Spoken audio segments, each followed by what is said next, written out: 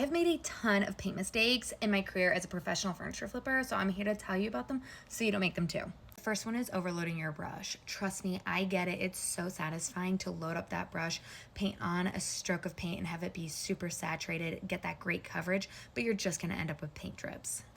Always feather your edges, so be super careful about the amount of paint that you're putting on corners or legs or ridges or whatever, because it's really easy for paint to build up in those spaces, and that's where you're going to get your drip marks.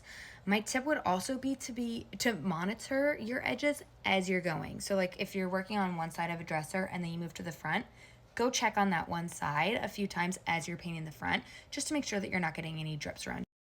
Next, you want to keep a wet edge. Now, what does that mean? You want to work in small sections so that when your wet section meets a section that you've already done and is drying, you don't get lap marks where wet paint meets dry paint. So you want to put wet paint over wet paint so that you get a consistent look throughout. Another mistake I've made way too many times is pressing my roller down too hard, because it's like I'm trying to get every last drop of paint out of it.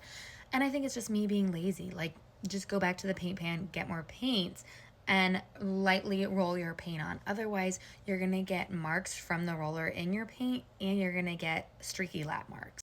And lastly, don't overwork your paint. Once you get that on and it's smooth and it's not dripping evenly dispersed, leave it alone, let it dry. Most high quality paints are meant to self-level, so just leave it alone. Otherwise, you're gonna get brush marks. If you're brand new to painting furniture, I do have a guide that walks through absolutely every step to it, the prep work, the painting itself, whether it's with a paintbrush, a roller, a sprayer, and then top coating and sealing. So check that out. It's in my bio. It's about 13 to 15 pages long. I cover everything.